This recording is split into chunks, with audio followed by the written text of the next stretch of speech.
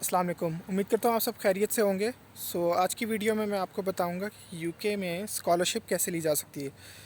UK में हो गया या किसी भी कंट्री में हो गया जिसमें आप अप्लाई कर रहे हैं, उसमें स्कॉलरशिप कैसे सर्च की जा सकती है, कैसे आप स्कॉलरशिप के लिए तो एलिजिबल हो सकते हैं, क्या क्या उनकी मिनिमम रिक्वायरमेंट्स होती हैं, किन बेसिस पे मिलती है। ज़्यादा फोकस मेरा यूके पे रहेगा, लेकिन कुछ बातें इसकी जो है वो एप्लीकेबल होती हैं बाकी कंट्रीज़ में, और मैं थोड़ा कंपैरिजन भी कर दूंगा बाकी कंट्रीज़ से। क्योंकि जब मैं अपने मास्टर्स के लिए अप्लाई कर रहा था तो मैंने काफ़ी जगहों पे अप्लाई किया था, काफ़ी कंट्रीज़ में अप्लाई किया था, लेकिन मेरा ज़्यादा फोकस यूके ही रहा था। और एंड में मैं कुछ स्पेसिफिक स्कॉलरशिप्स के नाम भी बताऊंगा, कुछ यूनिवर्सिटीज़ के नाम भी बताऊंगा कि किन प्रोग्राम्स के लिए ज़्यादातर बिज़नेस और डेटा साइंस, बिज़नेस एनालिटिक्स से रिलेटेड प्रोग्राम होंगे जिनके बारे में मुझे पता है, जिनके अंदर मैंने खुद अप्लाई किया था, या फाइनेंस से रिलेटेड हो गए।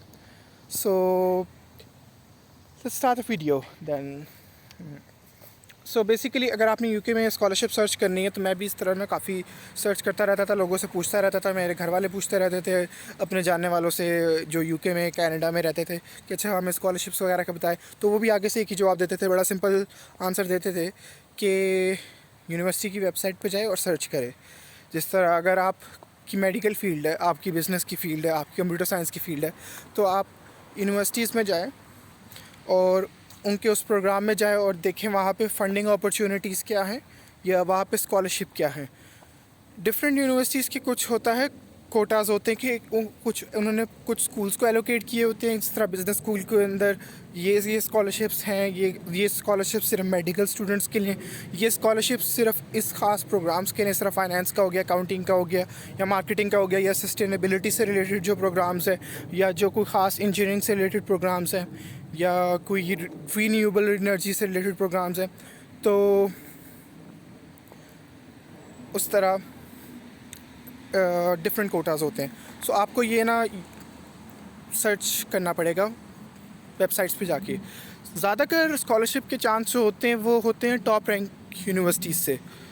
जिस तरह यूके में है Russell group of universities, Google पे आपने लिखना है रसल ग्रुप ऑफ यूनिवर्सिटीज़, तो उसमें तकरीबन मेरे ख्याल से 20 के करीब यूनिवर्सिटीज़ हैं। वो टॉप की यूनिवर्सिटीज़ हैं, उनकी फ़ीस भी ज़्यादा होती है। लेकिन उनकी फ़ीस ज़्यादा होती है तो इसका मतलब है लोगों की अफोर्डेबिलिटी भी कम होती है, इंटरनेशनल स्टूडेंट्स की स्पेशली। तो वो स्कॉलरशिप्स भी अच्छी दे देते हैं, कभी कभार 50%, कभी कभार 100%, कभी कभार 75%, कभी कभार 30-40%। 10% तो आम है, हर यूनिवर्सिटी दे देती है। जिस तरह आप यूनिवर्सिटी की वेबसाइट पे गए, मैंने बता दिया, वहाँ पे ख़ास तौर पे फंडिंग अपॉर्चुनिटीज़ में आपने देख लिया। मास्टर्स के लिए, बैचलर्स के लिए स्कॉलरशिप्स वगैरह मैंने बहुत कम सुनी है, मेरे ख्याल से होती भी नहीं है। ज़्यादातर स्कॉलरशिप्स होती है मास्टर्स के लिए या पीएचडी के लिए, बैचलर्स के लिए कम होती है। इसलिए कहा जाता है कि अगर आपके पास ज़्यादा पैसे नहीं हैं तो बैचलर्स पाकिस्तान से करें, अच्छा जीपीए ले, और फिर मास्टर्स करने यहाँ पे आए।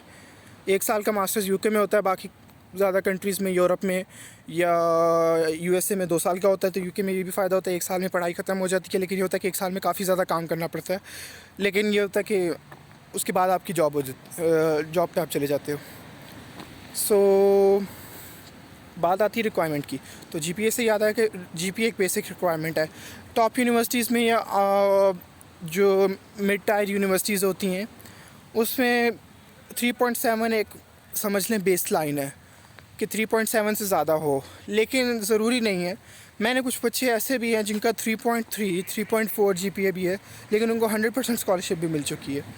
मैं एक स्टूडेंट को जानता हूँ, उसका मेरे ख्याल से 3.3, 3.4 जीपीए था, लम्स का स्टूडेंट था, और 1-2 साल का वर्किंग एक्सपीरियंस था। यूनिवर्सिटी ऑफ नॉटिंघम मार्केटिंग के प्रोग्राम के अंदर उसको 100% स्कॉलरशिप मिली। एक 50% की मिली, और एक और स्कॉलरशिप उसने अप्लाई की थी, फिर वो भी 50% की थी।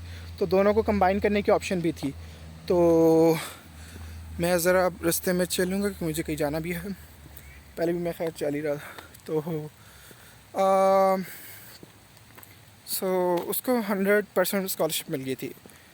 इसके अलावा यूनिवर्सिटी ऑफ नॉटिंघम का जो बिज़नेस स्कूल है वो ज़्यादातर 50% स्कॉलरशिप हर प्रोग्राम पे दे देते हैं। बिजनेस एनालिटिक्स हो गया, फाइनेंस हो गया, और इसी तरह उनकी एक और ये स्कॉलरशिप का नाम है बिज़नेस स्कूल की तरफ से स्कॉलरशिप है। बिज़नेस स्कूल में जाए तो वहाँ पे आपको मिल जाएगी, मुझे नाम भूल गया।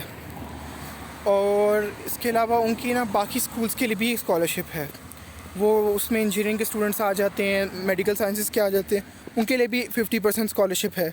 सो अगर किसी को दोनों स्कॉलरशिप्स मिल जाए तो वो 100% कंबाइन भी हो जाती है, नहीं तो वो 30% कभी कभार कंबाइन हो जाती है, कभी 50% हो जाती है। यूनिवर्सिटी ऑफ नॉटिंघम काफ़ी जनरस है इस लिहाज से। और इसी तरह यूनिवर्सिटी ऑफ कैंट है, उनके पास स्कॉलरशिप्स होती हैं। लास्ट ईयर थी 5 थी, इसी साल का पता नहीं मुझे, 5 थी सिर्फ पाकिस्तानी स्टूडेंट्स के लिए सिर्फ। तो ये अच्छी बात है कि सिर्फ पाकिस्तानी लेने थे उन्होंने, लेकिन उसके लिए ये रिक्वायरमेंट थी कि डिग्री कंप्लीट हो, बाकियों के लिए ये रिक्वायरमेंट नहीं होती कि डिग्री कंप्लीट होना हो। मैं स्टूडेंट को जानता हूँ, वो फाइनल स्टेज पे भी पहुँच गया था। लेकिन आई गेस उसके रिजेक्शन की चांसेस ये थी कि डिग्री कंप्लीट नहीं थी। मतलब डिग्री कंप्लीट होने से मतलब ये कि डिग्री अभी आई नहीं थी। ज़्यादातर जो स्टूडेंट्स होते हैं वो अपने बैचलर्स के 6th सेमेस्टर में ही अप्लाई करना स्टार्ट कर देते हैं और 7th सेमेस्टर तक उनको ऑफ़र आ जाती है, ऑफ़र लेटर वगैरह आ जाता है, और उनका 8th सेमेस्टर जैसे ही ख़त्म होता है तब तक उनका जो होता है बाकी सारे प्रोसेस हो जाते हैं और फाइनल ट्रांसक्रिप्ट वो सबमिट करवा के फ़ाइनल ऑफ़र लेते हैं। उसके बाद वीज़ा प्रोसेसिंग हो जाती है, लेकिन थोड़ा सा हेक्टिक हो जाता है। लेकिन ये होता है कि आपका टाइम बच जाता है अगर आपने बैचलर्स के फ़ौरन बाद आ रहा है, नहीं तो 1-2 साल आपने वर्क किया उसके बाद आए फिर तो ईजी सीन है। और यहाँ पे हमेशा की तरह बारिश हो रही है, मे भी हवा भी चल रही है तो आवाज़ भी थोड़ी ब्लरी है। सो एनीवेज़, एक और भी यूनिवर्सिटी ऑफ ब्रैडफोर्ड, उधर भी ये किस कंपनी की तरफ से स्कॉलरशिप है ये चेक कीजिएगा। University of Kent Pakistani students के लिए जो स्कॉलरशिप है वो एक कंपनी है, कोई फार्मास्यूटिकल कंपनी है, बेस्ट वे सीमेंट। तो वो यहाँ पे उनके बेस्ट वे फार्मेसीज़ भी हैं असल में, तो मेजर उनका बिज़नेस वही है। लेकिन पाकिस्तान में ना बेस्ट वे सीमेंट है, तो बेस्ट वे स्कॉलरशिप के नाम से है। मैं 1 मिनट रोड क्रॉस कर लूँ। अच्छा, तो बेस्ट वे जो स्कॉलरशिप है इस वो काफ़ी अच्छी स्कॉलरशिप है। यूनिवर्सिटी ऑफ ब्रैडफोर्ड में मिल जाती है, यूनिवर्सिटी ऑफ कैंट में मिलती है। हाँ, लेकिन सारी बातें लेने वाले ज़्यादा होते हैं, और वो ये यूनिवर्सिटी ऑफ कैंट में जो है सिर्फ जीपीए की बेस पे, और आपकी सारी बातें आप एप्लीकेशन एक लिखते हो। वो तो खैर चैट जीपीटी का वक्त है, आप काफ़ी ज़्यादा आइडियाज़ वहाँ से भी देख सकते हो, एप्लीकेशन रिव्यू भी कर सकते हो। लेकिन हाँ, वो एक प्रॉब्लम भी क्रिएट करता है कि अब सबके पास अच्छी एप्लीकेशंस है, तो मे बी कोई आगे वो प्रोसेस भी चेंज करें जिससे वो चेक कर सके कौन स्टूडेंट ज़्यादा बेहतर है। और इसके अलावा जो है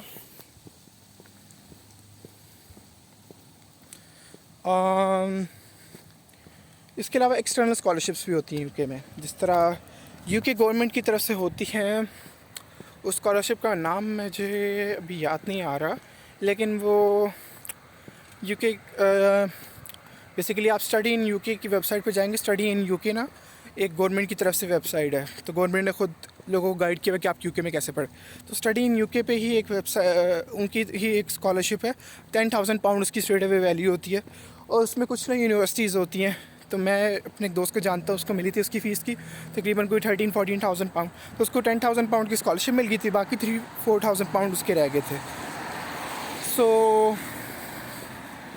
इस तरह की भी स्कॉलरशिप्स होती हैं। बेसिकली आपको सर्च करना पड़ता है, और एक होता है find a masters, find a PhD.com, वहाँ पे भी आपको कुछ इन्फॉर्मेशन के बारे में मिल जाएगी। बेसिकली आपका इंटरनेट सर्च है, गूगल की सर्च है सारी, कि आप जितना अच्छा सर्च कर सकें।